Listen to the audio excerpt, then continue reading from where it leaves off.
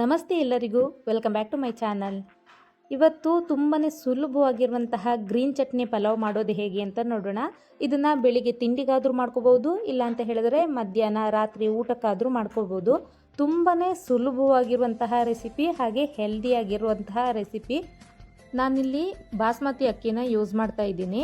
ಈ ರೀತಿ ಗ್ಲಾಸಲ್ಲಿ 1.5 ಗ್ಲಾಸ್ ಆಗುವಷ್ಟು ಅಕ್ಕಿನ ತಗೊಳ್ತಾ ಇದ್ದೀನಿ. ಇದನ್ನು ಕ್ಲೀನಾಗಿ ವಾಶ್ ಮಾಡಿಕೊಂಡು ನೆನೆಸಿಟ್ಕೋಬೇಕು. ಒಂದು 20 ನಿಮಿಷ ಆದರೂ ನೆನೆಸಿಡ್ಬೇಕಾಗತ್ತೆ.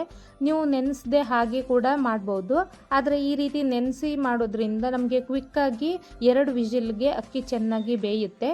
ಇವಾಗ 1.5 ಕಪ್ ಆಗುವಷ್ಟು ಅಕ್ಕಿ ಹಾಕ್ಕೊಂಡಿದ್ದೀನಿ. ಈ ಅಕ್ಕಿನ ಯಾವಾಗಲೂ 2-3 ಸಾರಿ ತೊಳೆದು ನೆನೆಸಿಡಬೇಕು. ನೆನೆಸಿಟ್ಟು ಆಮೇಲೆ ತೊಳಿಬಾರ್ದು, ಅಕ್ಕಿ ಎಲ್ಲ ಬೇಗ ಬ್ರೇಕ್ ಆಗಿಬಿಡುತ್ತೆ. ನೋಡಿ, ಇವಾಗ ಕ್ಲೀನಾಗಿ ತೊಳೆದು ಇದನ್ನು ನೀರು ಹಾಕಿ ನೆನೆಸಿಟ್ಟಿದ್ದೀನಿ. ನೆಕ್ಸ್ಟ್ ನಾವು ಗ್ರೀನ್ ಚಟ್ನಿ ಮಾಡ್ಕೊಳ್ಳೋದು ಹೇಗೆ ಅಂತ ನೋಡೋಣ. ನಾನಿಲ್ಲಿ ಸುಮಾರು 1 ಕಪ್ ಆಗುವಷ್ಟು ಪುದೀನ ಎಲೆಗಳನ್ನು ಹಾಕ್ಕೊಳ್ತಾ ಇದ್ದೀನಿ. ಇದಕ್ಕೆ 1 ಹಿಡಿ ಆಗುವಷ್ಟು ಕೊತ್ತಂಬರಿ ಸೊಪ್ಪನ್ನು ಹಾಕ್ಕೊಂಡಿದ್ದೀನಿ. ಪುದೀನ ಎಲೆಗಳಿಗಿಂತ ಕೊತ್ತಂಬರಿ ಸೊಪ್ಪು ಕ್ವಾಂಟಿಟಿ ಸ್ವಲ್ಪ ಜಾಸ್ತಿ ಇರಲಿ.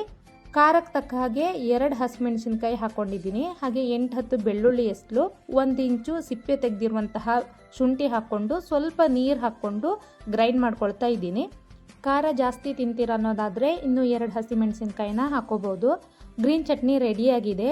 ಹಾಗೆ ತರಕಾರಿಗಳನ್ನು ಸಹ ರೆಡಿ ಮಾಡಿ ಇಟ್ಕೊಂಡಿದ್ದೀನಿ. ಬೀನ್ಸು, ಕ್ಯಾರೆಟು, ದಪ್ಪ ಮೆಣಸಿನ್ಕಾಯಿ ಹಾಗೆ ಜೋಳ ಕಾಳನ್ನು ರೆಡಿ ಮಾಡಿ ಇಟ್ಕೊಂಡಿದ್ದೀನಿ. ಇವಾಗ ಕುಕ್ಕರ್ಗೆ 4-5 ಟೇಬಲ್ ಸ್ಪೂನ್ ಅಡಿಗೆ ಎಣ್ಣೆ ಹಾಕ್ಕೊಳ್ತಾ ಇದ್ದೀನಿ. ಸ್ವಲ್ಪ ಜಾಸ್ತಿ ಎಣ್ಣೆ ಯೂಸ್ ಮಾಡಿದ್ರೂ ಪರವಾಗಿಲ್ಲ. ಇದಕ್ಕೆ ಗರಂ ಮಸಾಲ ಐಟಮ್ಸ್ ಹಾಕ್ಕೊಳ್ತಾ ಇದ್ದೀನಿ. ಪಲಾವ್ ಎಲೆ, ಚಕ್ಕೆ, ಲವಂಗ, ಏಲಕ್ಕಿ ಹಾಗೆ ಸ್ಟಾರ್ ಹೂವು ಹಾಕ್ಕೊಂಡಿದ್ದೀನಿ. ಹಾಗೆ 1 ಟೇಬಲ್ ಸ್ಪೂನ್ ಆಗುವಷ್ಟು ಸೋಂಪನ್ನು ಹಾಕ್ಕೊಂಡು ಚೆನ್ನಾಗಿ ಫ್ರೈ ಮಾಡ್ಕೊಳ್ತಾ ಇದ್ದೀನಿ. ಜಸ್ಟ್ 1 ನಿಮಿಷ ಇದನ್ನು ಫ್ರೈ ಮಾಡಿಕೊಂಡ್ರೆ ಸಾಕು. ಇವಾಗ ನಾನು ಇದಕ್ಕೆ ಬಟಾಣಿ ಮತ್ತು ಹಸಿಮೆಣಸಿನ್ಕಾಯಿನ ಹಾಕ್ಕೊಳ್ತಾ ಇದ್ದೀನಿ. ನಾನಿಲ್ಲಿ 1/2 ಕಪ್ ಆಗುವಷ್ಟು ನೆನೆಸಿರುವಂತಹ ಬಟಾಣಿ ಹಾಕ್ಕೊಂಡಿದ್ದೀನಿ. ನೀವು ಹಸಿ ಬಟಾಣಿ ಯೂಸ್ ಮಾಡೋದಾದರೆ ಲಾಸ್ಟಲ್ಲಿ ಹಾಕಿದರೆ ಸಾಕು. ನೋಡಿ, ಈ ರೀತಿ ಒಣಗಿರೋ ಬಟಾಣಿನ ನಾವು ನೆನೆಸ್ಬಿಟ್ಟು ಹಾಕೋದಾದರೆ ಎಣ್ಣೆಯಲ್ಲಿ ಫ್ರೈ ಮಾಡೋದ್ರಿಂದ ಬಟಾಣಿ ತುಂಬ ಚೆನ್ನಾಗಿ ಬೇಯುತ್ತೆ. ಹಾಗಾಗಿ ನಾನು ಒಂದು ಸ್ವಲ್ಪ ಹೊತ್ತು ಇದನ್ನು ಫ್ರೈ ಮಾಡ್ಕೊಂಡಿದ್ದೀನಿ. ಇವಾಗ 2-3 ಈರುಳ್ಳಿನ ಈ ರೀತಿ ಸ್ಲೈಸ್ ಮಾಡಿ ಹಾಕ್ಕೊಂಡಿದ್ದೀನಿ. ಇದನ್ನು ಸಹ ಗೋಲ್ಡನ್ ಕಲರ್ ಬರೋ ತನಕ ಚೆನ್ನಾಗಿ ಫ್ರೈ ಮಾಡ್ಕೋಬೇಕು. ನೀವೇನಾದರೂ ನನ್ನ ಚಾನಲ್ನ ಫಸ್ಟ್ ಟೈಮ್ ನೋಡ್ತಾ ಇದ್ದರೆ ಪ್ಲೀಸ್ ಸಬ್ಸ್ಕ್ರೈಬ್ ಮಾಡ್ಕೊಳ್ಳಿ. ಹಾಗೆ ಪಕ್ಕದಲ್ಲಿ ಕಾಣುವಂತಹ ಬೆಲ್ಲೈಕಾನ್ ಕ್ಲಿಕ್ ಮಾಡಿ, ನಿಮಗೆ ನೋಟಿಫಿಕೇಷನ್ ಬರುತ್ತೆ. ಹಾಗೆ ವಿಡಿಯೋನ ಫಸ್ಟ್ ನೀವು ನೋಡ್ಬೋದು. ಇವಾಗ ಇದಕ್ಕೆ ನಾನು ಟೊಮೆಟೊ ಹಾಕ್ಕೊಳ್ತಾ ಇದ್ದೀನಿ.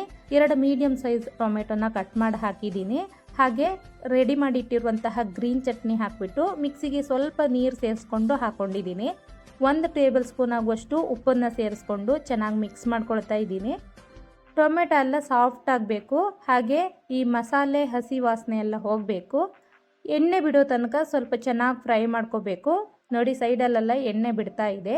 ಇವಾಗ ಮಸಾಲೆ ಎಲ್ಲ ಚೆನ್ನಾಗಿ ಬೆಂದಿದೆ. ಇದಕ್ಕೆ ನಾನು ತರಕಾರಿಗಳನ್ನು ಹಾಕ್ಕೊಳ್ತಾ ಇದ್ದೀನಿ. 1 ಕಪ್ ಆಗುವಷ್ಟು ಕಟ್ ಮಾಡಿರುವಂತಹ ಆಲೂಗಡ್ಡೆ ಸೇರಿಸ್ಕೊಂಡಿದ್ದೀನಿ. ಹಾಗೆ ನಾನು ಮೊದಲೇ ತೋರಿಸಿರುವಂತಹ ತರಕಾರಿಗಳನ್ನೆಲ್ಲ ಹಾಕ್ಕೊಳ್ತಾ ಇದ್ದೀನಿ. ನಿಮಗೆ ಯಾವುದು ತರಕಾರಿ ಇಷ್ಟ ಇರುತ್ತೆ ಅದನ್ನು ಸೇರಿಸ್ಕೋಬೋದು. ಇದಕ್ಕೆ ಹೂಕೋಸು ಸಹ ಸೇರಿಸ್ಕೋಬೋದು, ಅಥವಾ ನಿಮ್ಮ ಇಷ್ಟದ ತರಕಾರಿಗಳನ್ನು ಸೇರಿಸ್ಕೊಳ್ಳಿ. ಇವಾಗ 1/2 table spoon garam masala powder ಹಾಗೆ 1 ಟೇಬಲ್ ಸ್ಪೂನ್ ಧನಿಯಾ ಪುಡಿ ಹಾಕ್ಕೊಂಡಿದ್ದೀನಿ. ಇದನ್ನು ಸಹ ಒಂದು ಸಾರಿ ಚೆನ್ನಾಗಿ ಮಿಕ್ಸ್ ಮಾಡ್ಕೋಬೇಕು. ಹೀಗೆ 1-2 ನಿಮಿಷ ತರಕಾರಿನ ಬೇಯಿಸ್ಕೊಳ್ಳೋದ್ರಿಂದ ಮಸಾಲೆ ಎಲ್ಲ ತರಕಾರಿಗೆ ಚೆನ್ನಾಗಿ ಹಿಡಿಯುತ್ತೆ. ಇವಾಗ ನಾನು ಇದಕ್ಕೆ ನೀರು ಸೇರಿಸ್ಕೊಳ್ತಾ ಇದ್ದೀನಿ. 1.5 ಗ್ಲಾಸ್ ಆಗುವಷ್ಟು ಅಕ್ಕಿಗೆ 3 ಗ್ಲಾಸ್ ಆಗುವಷ್ಟು ನೀರು, ಹಾಗೆ 1/4 ಗ್ಲಾಸ್ ಆಗುವಷ್ಟು ನೀರು ಎಕ್ಸ್ಟ್ರಾ ಹಾಕ್ಕೊಂಡಿದ್ದೀನಿ.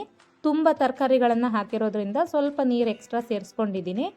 ಉಪ್ಪು ಸರಿಯಾಗಿದೆ ಅಂತ ಚೆಕ್ ಮಾಡಿಕೊಂಡು, ಕಡಿಮೆ ಅಂತ ಅನಿಸಿದ್ರೆ ಸ್ವಲ್ಪ ಉಪ್ಪನ್ನು ಸೇರಿಸ್ಕೊಂಡು ಈ ನೀರನ್ನು ಕುದಿಯೋದಕ್ಕೆ ಬಿಡಬೇಕು. ಇವಾಗ ಬಾಸ್ಮತಿ ಅಕ್ಕಿ ಕೂಡ ತುಂಬ ಚೆನ್ನಾಗಿ ನೆಂದಿದೆ. ಈ ನೀರನ್ನು ಸೋಸ್ಕೊಂಡು ಕುದೀತಾ ಇರುವಂತಹ ನೀರಿಗೆ ನಾನು ಈ ಅಕ್ಕಿನ ಹಾಕ್ತಾ ಇದ್ದೀನಿ. ಈ ಥರ ನಾವು ನೀರನ್ನು ಕುದಿಸ್ಕೊಳ್ಳೋದ್ರಿಂದ ಸ್ವಲ್ಪ ಮಟ್ಟಿಗೆ ತರಕಾರಿ ಇದರಲ್ಲೇ ಬೆಂದಿರುತ್ತೆ. ಹಾಗೆ ನಾವು ಅಕ್ಕಿನ ಸೇರಿಸ್ಕೊಂಡು 1-2 ವಿಜಿಲ್ ಕೂಗಿಸ್ಕೊಂಡ್ರೆ ಸಾಕು. ಅಕ್ಕಿ ಕೂಡ ತುಂಬಾ ಚೆನ್ನಾಗಿ ಬೇಯುತ್ತೆ, ತರಕಾರಿನೂ ಅಷ್ಟೇ ತುಂಬ ಚೆನ್ನಾಗಿ ಬೇಯುತ್ತೆ.